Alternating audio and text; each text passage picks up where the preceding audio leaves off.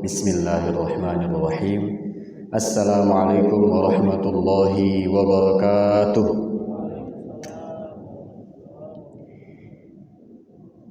Apa kabar Bapak Ibu sekalian? Alhamdulillah. Semoga Allah istiqomahkan kita untuk tetap beribadah kepadanya. Amin ya rabbal alamin. Alhamdulillah, wassalatu wassalamu ala Rasulillah. Subhanaka la ilma lana illa ma 'allamtana innaka antal alimul hakim. Fallahumma inna nas'aluka ilman nafi'a wa rizqan thayyiba wa 'amalan mutaqabbala. Allahumma salli wa sallim wa barik wa an'im ala nabiyyina Muhammad sallallahu alaihi wasallam wa ala alihi wa sahbihi ajma'in. Allahumma ja'alna mimman tabi'ahu bi ihsan ila yaumiddin. Yang saya muliakan Bapak Ketua BKM dan yang saya muliakan jamaah sholat zuhur sekalian, terkhusus berbagai pihak yang terkait untuk memudahkan segala ketaatan kepada Allah seperti ini. Semoga Allah ikhlaskan kita semua dan berbuah ridha Allah Subhanahu wa taala. Alhamdulillah, syukur kehadirat Allah Subhanahu wa taala karena Allah masih menjadikan kita orang-orang yang senantiasa mementingkan, membesarkan urusan-urusannya yang Dia perintahkan. Dan semoga kita benar-benar bisa menyempurnakannya sesuai dengan yang diridai oleh Allah Subhanahu wa taala. Kemudian salawat beserta salam semoga Allah senantiasa limpahkan kepada Nabi kita Nabi Muhammad sallallahu alaihi wasallam, yang mana beliau sallallahu alaihi wasallam telah mengajarkan kepada kita apa saja yang membuat kita bahagia di dunia dan di akhirat. Dan salah satu sikap beliau yang patut kita contoh sallallahu alaihi wasallam adalah beliau selalu memulai hari dengan memohon petunjuk kepada Allah, sebagaimana yang dikatakan Ummu Salamah, idza asbaha, kalau beliau berpagi hari, atau idza sallama, kalau beliau salam setelah subuh, dia langsung mengatakan inni as'aluka ilman nafi'a wa rizqan thayyiba wa 'amalan mutaqabbala. Sesungguhnya aku memohon kepadamu ya Allah, aku memohon kepadamu ya Allah ilmu yang bermanfaat. Karena memang kalau kita tidak meminta Allah Al-Wahhab, Allah pasti memberi. Tapi sudah menjadi takdir atau ukuran hidup bahwasannya apa yang kita minta itulah yang kita dapat, apa yang kita mau itulah yang kita dapat. Innamal likulli imri'in ma nawa. Maka dari itu Rasulullah SAW ajarkan agar kita minta ilmu-ilmu itu adalah ilmu yang bermanfaat. Karena kalau tidak kita minta, ternyata lawan kata dari bermanfaat bukan sia-sia. Tapi kalau kita lihat di Quran, lawannya adalah an-nafa' wad-dar, bahaya. Jadi ilmu kita, kalau kita tidak minta kebermanfaatan, maka ilmu itu bisa jadi berbahaya. Seharusnya ilmu itu menjadi membuat kita bermanfaat atau kepada orang, tapi karena kita tidak mohon kepada Allah ilmu yang bermanfaat, bisa jadi ilmu kita malah kita gunakan untuk memanfaatkan orang lain. Waliyadzubillah min dzalik. Bapak Ibu sekalian yang dimuliakan oleh Allah Subhanahu wa taala. Tapi sudah berkali-kali saya ke sini, izin saya belum ada kenalan walaupun sudah disebutkan namanya ya. Boleh saya perkenalkan diri, kata pepatah mengatakan tak kenal maka kenalan gitu ya. Baru kita bisa terus sayang di jalan Allah Subhanahu wa taala. Alhamdulillah, nama saya Jeffrey. Sejak lahir, bukan karena ada yang namanya Ustadz Jeffrey ganti nama, memang sejak lahir namanya Jeffrey. Saya lahir di Pasar Baru Sialambuah. Alhamdulillah, sekolah SD Impres, kemudian di Rodotul Hasanah karena memang ya bandel, jadi harus di penjara suci kata orang. 6 tahun di Rodotul Hasanah dan alhamdulillah bisa lanjut ke Al-Azhar Mesir 4 tahun dan alhamdulillah lanjut lagi di UIN 2 tahun. Alhamdulillah aktivitas sebagai koordinator tahfidz yang mana Ini disupervisi oleh Abu Ubaidah. Jadi Abu Ubaidah tidak punya rumah tahfidz, yang punya itu adalah orang-orang yang Allah tambah, Allah berkahi rezekinya, mau beramal tapi sibuk dan bingung, takut salah. Akhirnya dua niat baik ketemu, kita yang mengelola, mereka yang membiayai. Alhamdulillah, karena mereka juga biasanya orang baik itu temannya juga baik, jadi awalnya hanya 3, sekarang jadi 14. Alhamdulillah, semuanya gratis karena mereka yang biayai. Nah, alhamdulillah saya sudah berumah tangga, dan alhamdulillah istri saya sudah 4 anaknya, 2 dari yang pertama juga 2 dari yang kedua. Alhamdulillah. Bapak Ibu sekalian yang dimuliakan oleh Allah Subhanahu wa taala, itulah perkenalan singkat dari saya, dan saya sekarang tinggal di Kelambir 5. Bapak Ibu, semalam kita sudah bahas tentang potensi manusia. Yang bisa kita simpulkan, yang paling penting potensi kita itu adalah hati kita harus betul-betul kita jaga. Dialah harus yang jadi raja, jangan sampai nafsu kita. Dan itu caranya dengan membuka akal kita dan dengan cara membuka telinga kita. Allah Subhanahu wa taala berfirman dalam surat Zumar ayat 17-18, alladzina ijtanabut taghut ay ya'buduha wa anabu ilallah lahumul busyra fabashshir ibad. Orang-orang yang menjauhi taghut atau mengagungkan selain Allah, mereka jauhi itu. Contohnya mengagungkan, ya sekedar contoh, aku nggak mau dengar ceramah kalau nggak dari Ustadz Khalid, aku nggak mau dengar ceramah kalau nggak dari Ustadz Somad. Itu sudah mentoghutkan gitu, melebih-lebihkan. Waliyadzubillah min dzalik. Wa anabu ilallah, cukup mengagungkan Allah saja. Lahumul busyra, merekalah yang akan mendapat kabar gembira. Fabashshir ibad, sampaikan kabar gembira kepada mereka itu.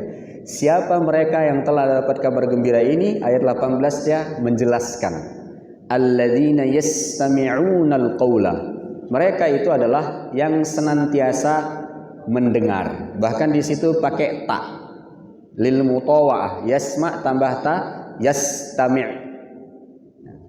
Bahkan di situ ada alif istama'a, sebenarnya istama'a yastami'u, bukan sami'a. Sami'a sekedar mendengar.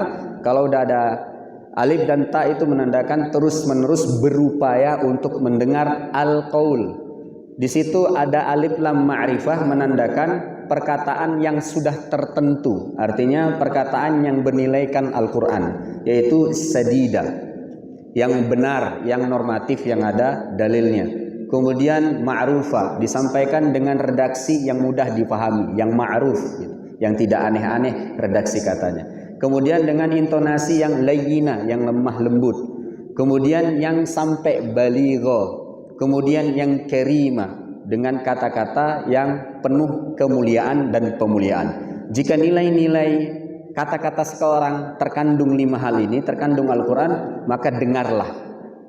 Karena ini ciri orang-orang yang dapat kabar gembira itu, yaitu open minded. Siapapun yang bicara, kalau ada unsur 5 nilai ini, maka didengar. Dan Allah mengatakan, ulaikal ladzi hadahumullah, ulaikal ladzina hadahumullah, mereka itulah yang telah diberi petunjuk, bukan yang sedang cari petunjuk, yang telah diberi petunjuk.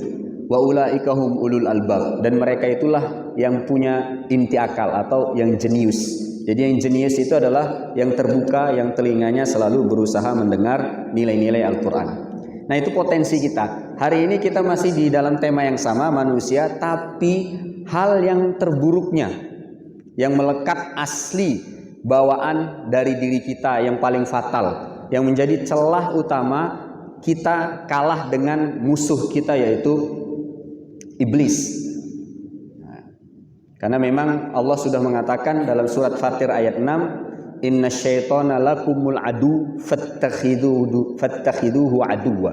Sesungguhnya setan, iblis itu adalah bagi kalian musuh, maka betul-betullah jadikan musuh.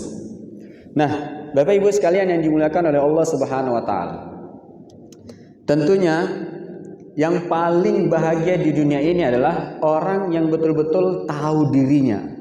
Tahu dirinya tentang apa? Tentang yang jadi kelemahan utama. sehingga dia akan terus-terus terhindar dari kegagalan, dari kekecewaan, karena dia sudah tahu dan sudah memperbaiki kelemahan dirinya. Apa kelemahan yang paling melekat yang Allah sampaikan? Dan kalau kita cek ini, banyak sebenarnya petunjuk-petunjuk yang luar biasa, mungkin yang di tema lain nantinya tentang rahasia di balik kisah yang terulang. Jadi ada kisah Nabi yang memang diulang-ulang, yang pasti di situ ada hikmah yang luar biasa. Gak mungkin Allah sengaja mengulang-ulangnya kalau tidak ada hikmahnya. Di antaranya cerita Nabi yang sering diulang adalah cerita Nabi Adam alaihissalam dengan iblis. Tapi kita tidak membahas dari awalnya. Kita langsung membahas, ingin mengetahui titik kelemahan kita yang paling melekat. Allah sampaikan itu di surat Toha ayat 115. A'udzubillahi samii'il 'alimi minasyaitonir rajim. Walaqad ahidna ila adama min qablu fanasi walam najid lahu azma. Dan sungguh kami telah buat perjanjian sama Adam, tapi Adam nasi. Nasi ini apa? Sepele, hingga lupa.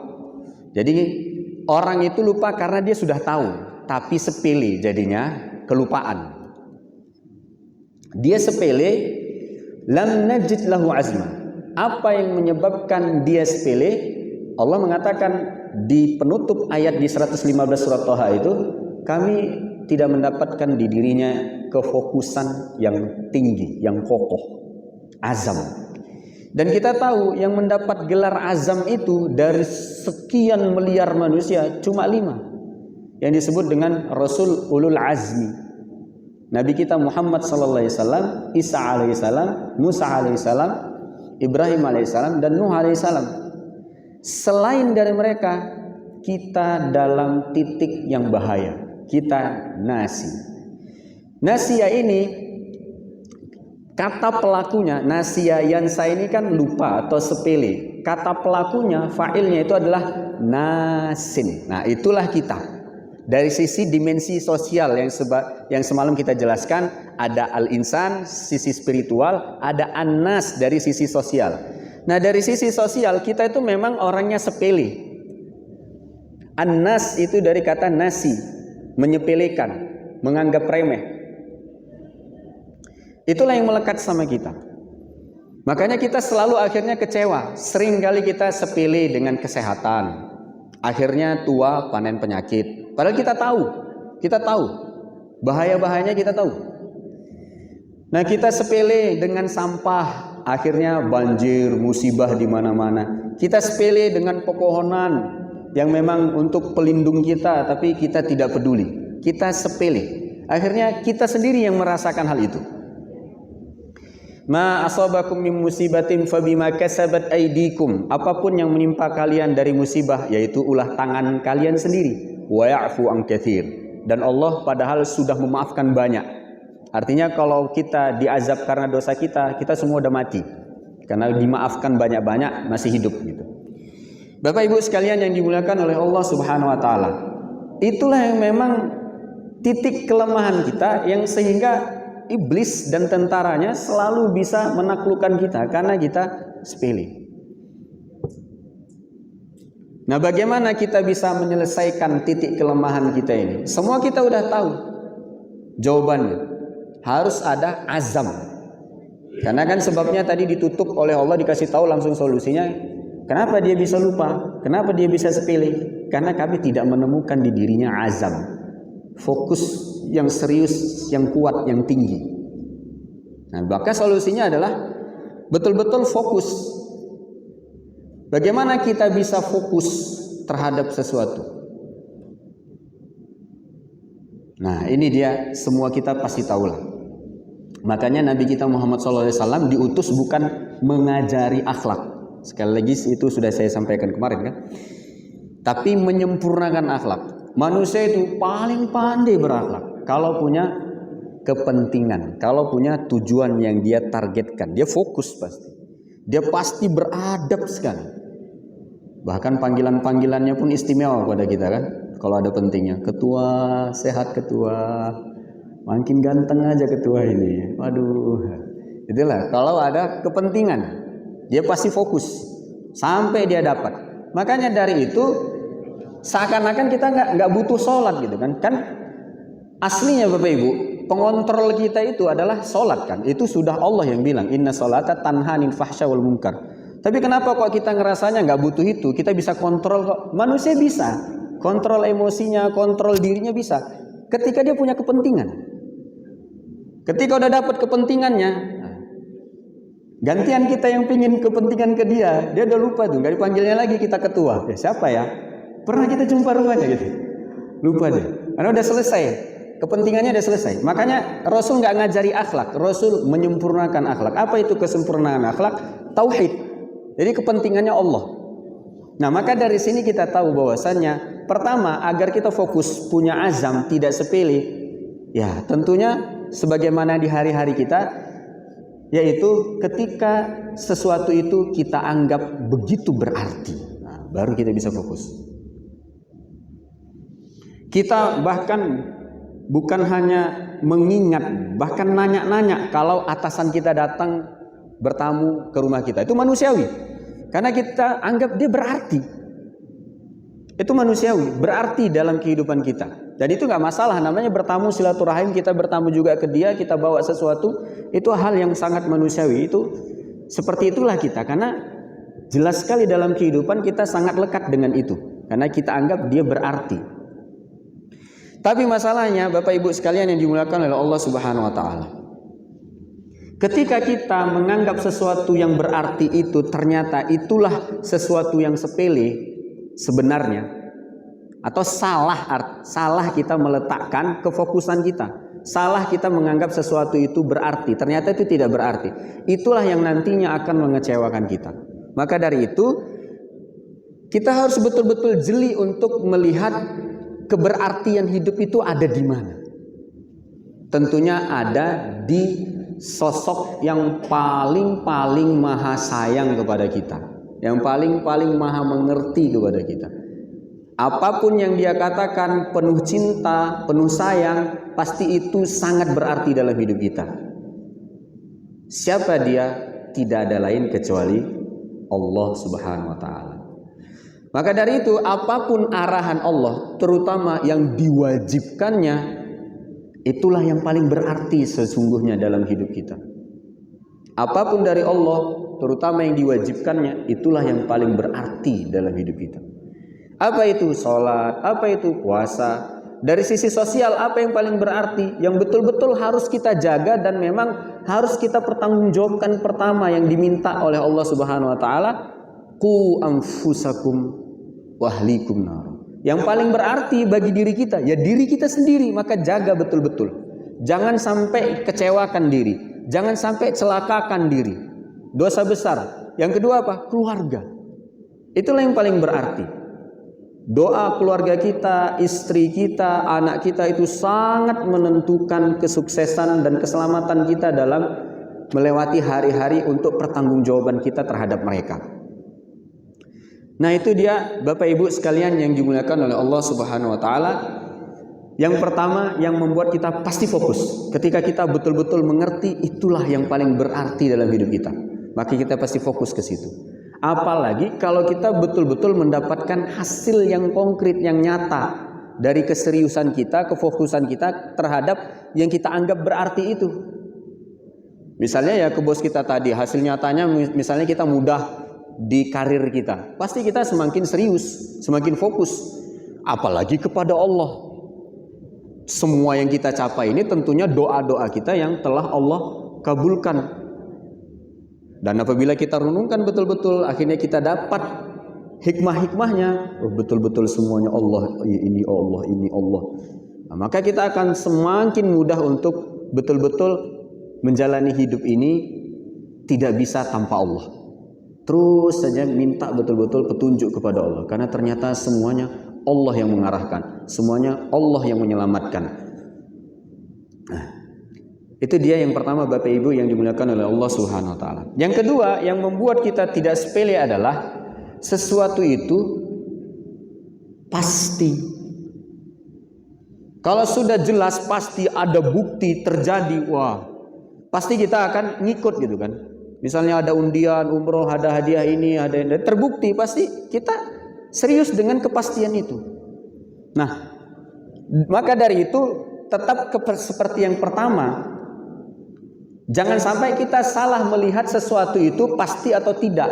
Jangan-jangan itu fata morgana. Pasti kecewanya menyakitkan. Karena kalau ditanya contoh hidayah akal ini, bisakah manusia menjalani hidup ini tanpa petunjuk Al-Quran? Kan Al-Quran itu